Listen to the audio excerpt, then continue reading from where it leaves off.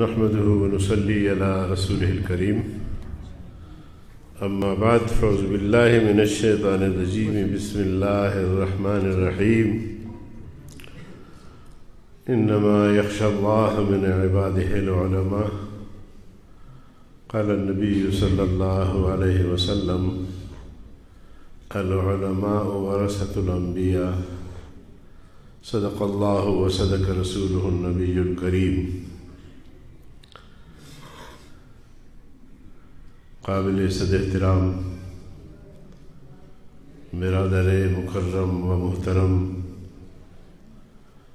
جانشین حضرت درخواستی جناب مولانا فضل الرحمان صاحب، برادر مکرم جناب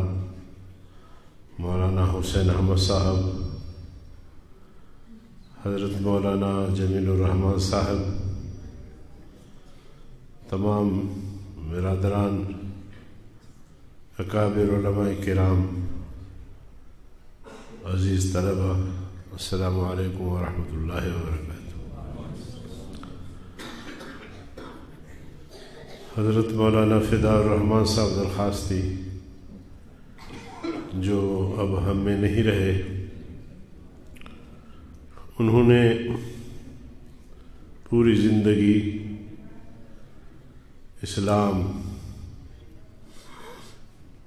اسلام کی اشاعت، علوم قرآنی کی اشاعت،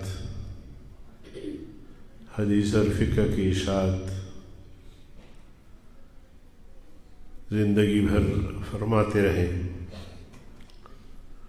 اور ایک ایسی شخصیت جو کبھی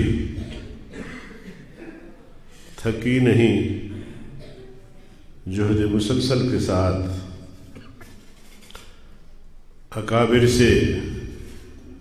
جو تحریک ملی، جو مشن ملا،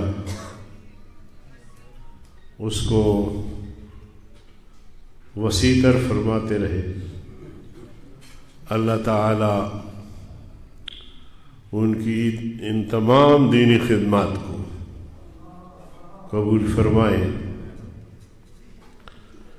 اور ذخیرہ آخرت بنائے۔ پسماندگان کو صبر جمیل کے ساتھ فکر درخواستی، مشن درخواستی اور خدمات درخواستی جو دینی حوالے سے، سیاسی حوالے سے، حافظ الحدیث حضرت مولانا عبداللہ درخواستی نور اللہ مرقدہ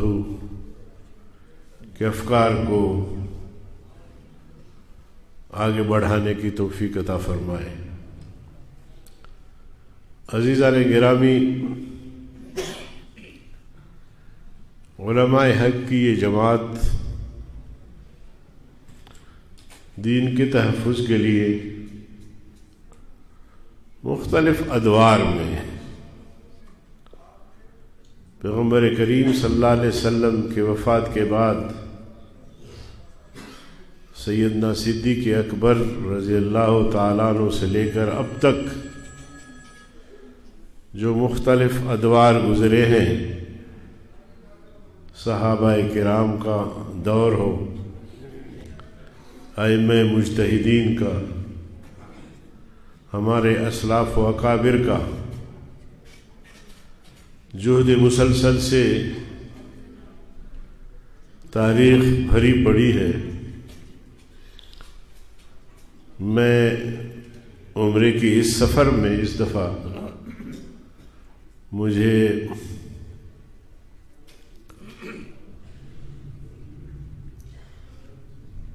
مسیلمہ کذاب کو ٹھکانے لگانے کے لیے ان مقامات پر جانے کا موقع ملا، ختم نبوت کے تحفظ کے لیے۔ جس طرح سیدنا ابو بکر رضی اللہ تعالیٰ عنہ نے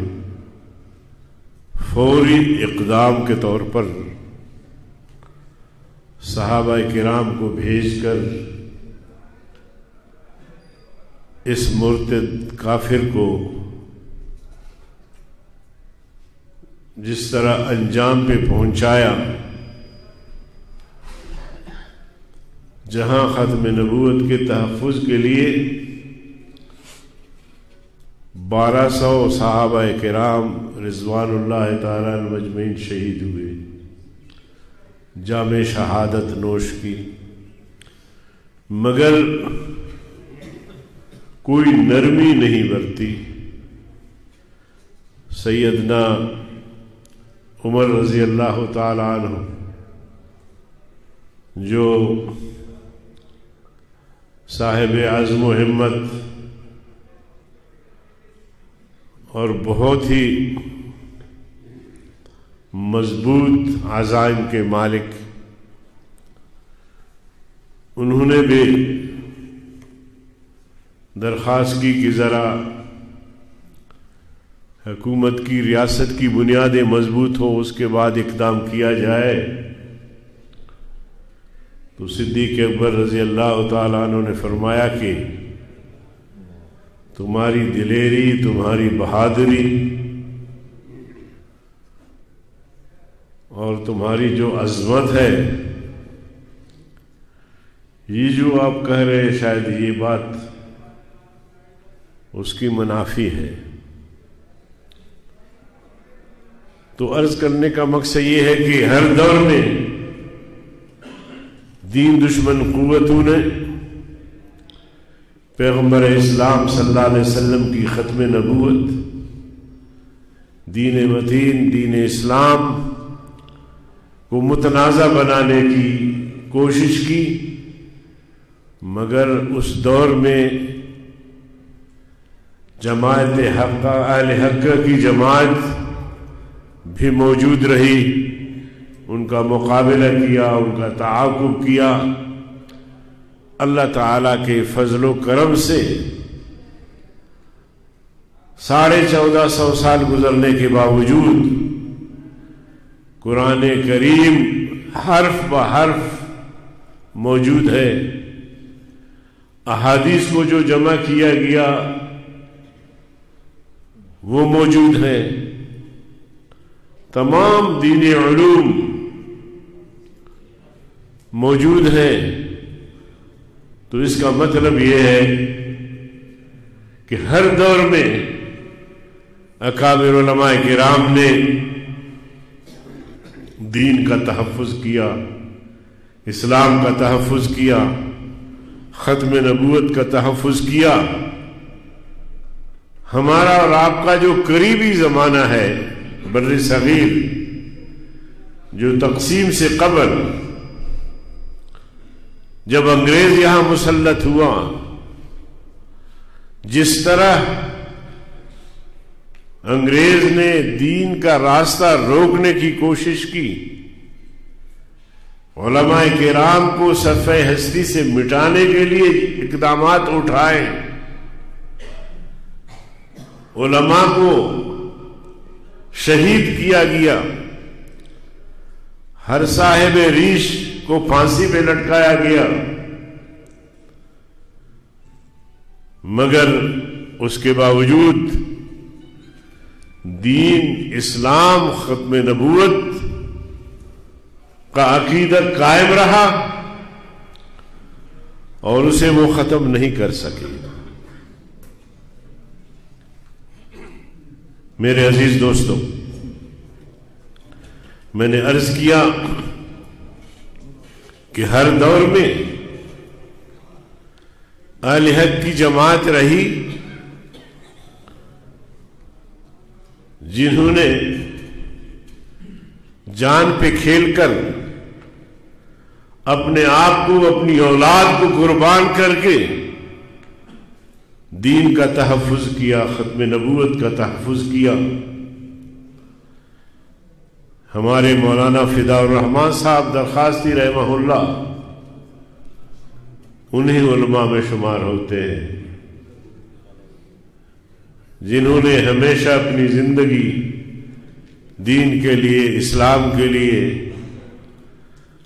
قرآنی تعلیمات کی ترقی کے لیے وقف کر رکھا۔ حضرت درخواستی رحمہ اللہ کا ایک واقعہ، حضرت حافظ الحدیث حضرت مولانا عبداللہ درخواستی رحمہ اللہ کا ایک واقعہ آپ کے سامنے رکھتا ہوں اور رخصت ہوتا ہوں۔ 1975 کی بات ہے، ہم مقصد النور خانپور میں پڑھتے تھے۔ ان دنوں میں پیپلز پارٹی کا عروج تھا، طاقت تھی، ظلم و جبر کی انتہا تھی۔ خانپور میں جلسہ ہونا تھا۔ ڈپٹی کمشنر نے پیغام بھیجا حضرت درخواستی رحمہ اللہ کے لیے کہ مولانا کوثر نیازی صاحب یہاں تشریف لائے ہیں اور وہ آپ سے ملنا چاہتے ہیں۔ تو حضرت درخواست صاحب رحمہ اللہ نے ڈپٹی کمشنر کو جواب دیا کہ میں ان سے ملنا نہیں چاہتا، یہ ظالموں کا ٹولہ ہے اور ان سے میں نہیں ملنا چاہتا۔ اور مجھے یاد ہے کہ کوثر نیازی صاحب بغیر اجازت کے آئے، حضرت نے دروازے بند کروائے، وہ باہر کھڑے رہے آدھے گھنٹے تک، حضرت اس سے نہیں ملے اور وہ واپس چلے گئے۔ آج اگر چھوٹا سا میجر بھی کسی کو بلا لیتا ہے تو مولوی صاحب بڑی تیاری کے ساتھ چل پڑتا ہے، کہتا ہے کہ جی مجھے تو بلاوا آیا ہے۔ تو اہل حق کی پہچان یہ ہوتی ہے کہ وہ اپنے موقف پر، اپنے نظریے پر اتنا پختہ ہوتے ہیں کہ کسی قسم کی ڈکٹیٹر کی وجہ سے، کسی ظالم حکمران کی وجہ سے ان کے موقف میں جھول نہیں آتا۔ اور یہ ہمارے اکابر تھے۔ اللہ تعالی حضرت کی دینی ملی خدمات کو قبول فرمائے اور ہم سب کو اپنے اکابر کی نقش قدم پر چلنے کی توفیق عطا فرمائے۔